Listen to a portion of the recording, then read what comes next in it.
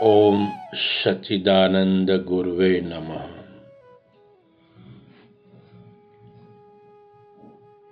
गुरु महाराजની કૃપા અત્ર તત્ર સર્વત્ર ભરપૂર છે। એ કૃપાની અનુભૂતિ સદગુરુના જેમ છે તેમ થઈએ ત્યારે સમજાય છે। જેમ ઘડાને જોનાર એમ કહે આ ઘડો મારો છે, એટલે હું ઘડાથી ભિન્ન છું। તેમ દેહને જોનાર કહે હું દેહનો દ્રષ્ટા છું, તેથી દેહ મારો છે અને હું આત્મા દેહથી ભિન્ન છું। આમ છતાં આ દેહ હું જ છું એવું મૂઢ સમજે તે આશ્ચર્યની વાત છે। સદગુરુની સમજણ પડ્યા પછી, સદગુરુના ઉપદેશની શાનની શાન અને સૂક્ષ્મતાથી સૂક્ષ્મતાતરની સમજ આવ્યા પછી જે મારું છે તે હવે હું નથી। કેમ? વશિષ્ઠ महाराज राम जी ने कहे छे कि राम जी, ये हमारी सभी ज्ञानवान महापुरुषों की ये अनुभूति है और सदगुरु गुलाबनाथ बापू की भी यही अनुभूति है कि जगत और जगदीश्वर दो नहीं है, एक ही सनातन तत्व परम चैतन्य तत्व आत्मा के सिवाय कुछ नहीं है। अभी तक हमने जो जो मेरा माना था वह अब मैं नहीं हूं। क्यों? वह कल्पित है, वह मिथ्या है, वह है ही नहीं। और जैसे जैसे इस सदगुरु की शान पकड़ में आ जाती है न, तो फिर यह अनुभूति होती है कि जगत मिथ्या है, ये भी नहीं कहा है। इसलिए वशिष्ठ महाराज कहते हैं कि राम जी, ये तीनों काल में जगत उत्पन्न हुआ ही नहीं है। इस सूक्ष्मतर बात को, इस सूक्ष्मतर वचन को, इस सूक्ष्मतर इशारे को समझना आप जैसे सभी ज्ञानवानों की समझ सकते हैं। ये सब समझ नहीं सकते हैं, बात कर सकते हैं, लेकिन समझ से उस पार पहुंचकर समझना बहुत सूक्ष्मतर बात है। ये राम जी ये तीनों काल में बना ही नहीं। समझाने के लिए, शिष्य को समझाने के लिए कहा जाता है कि ये मिथ्या का त्याग करो, त्याग करो, त्याग करो। क्या मिथ्या का त्याग करो? परछाया का हमने कभी त्याग नहीं किया, इस समझ है ही नहीं। ऐसे ही सदगुरु के इन इशारों से जब हमें दृढ़ता होती है, निश्चय हो जाता है, तब वही जो सनातन तत्व है, अभेद तत्व है, जो पूर्ण से पूर्ण शांत स्वरूप है और व्यापक है। ऐसी कोई जगह नहीं है कि जहां वह परम चैतन्य तत्व नहीं है। तो ऐसी स्थिति जब जिनको अष्टावक्र को, कृष्ण को, कबीर को, गोरक्षनाथ बापू को, गुलाबनाथ बापू को, सभी ज्ञानवान महापुरुषों की यही सूक्ष्मतर से सूक्ष्म अनुभूति है। इसलिए तो वह सदैव प्रसन्न है, इसलिए वह सदैव सुख दुख से पर है। इसलिए शरीर के धर्म को भी वह स्वीकारते नहीं। मुझे हुआ ऐसा स्वीकारते, मुझे हुआ ही नहीं, मैं वो आत्मा हूं।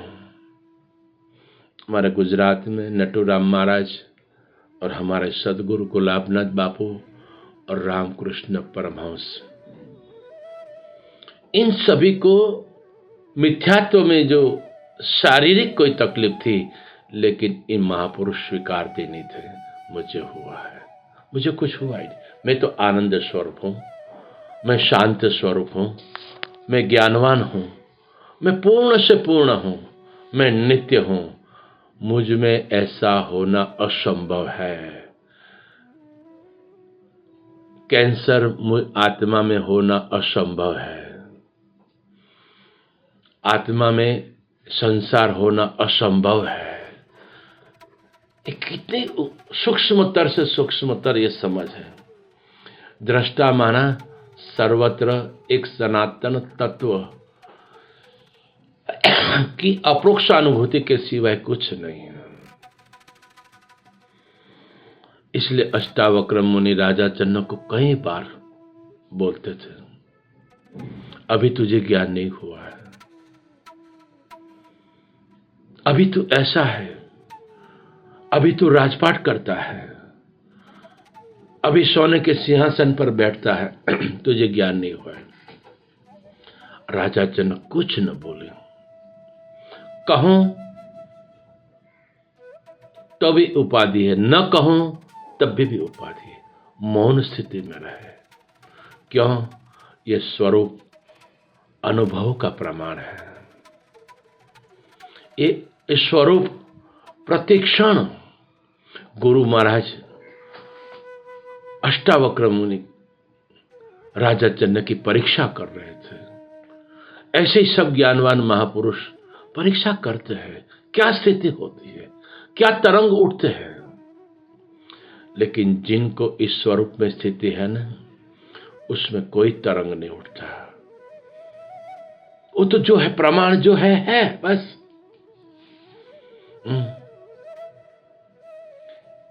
ये बात, ये दिव्य वचन जब सदगुरु के पूर्ण से पूर्ण होते हैं और पूर्ण से पूर्ण उस स्वरूप को स्वीकारते हैं, उसी की अनुभूति होती है।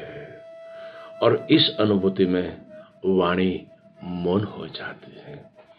फिर भी सभी ज्ञानवान महापुरुष, कृष्ण है, कबीर है, नानक है, राम है, रामकृष्ण परमहंस है, गोरक्षनाथ है, गुलाबनाथ बापू है, निरांत महाराज है, सभी ज्ञानवान महापुरुष ने खूब बांटा है, सत्य समझ समझाने का यत्न किया है। फिर भी उन लोगों की अनुभूति होती है कि मेरे स्वरूप में वाणी भी नहीं है, मेरे स्वरूप में शब्द ही नहीं है।